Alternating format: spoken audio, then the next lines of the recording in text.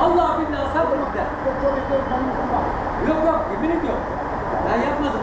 Ben yapmayacağım. Ya bırak, al git yemeğini de yalan. Sen namaza mı yedin? Az git de.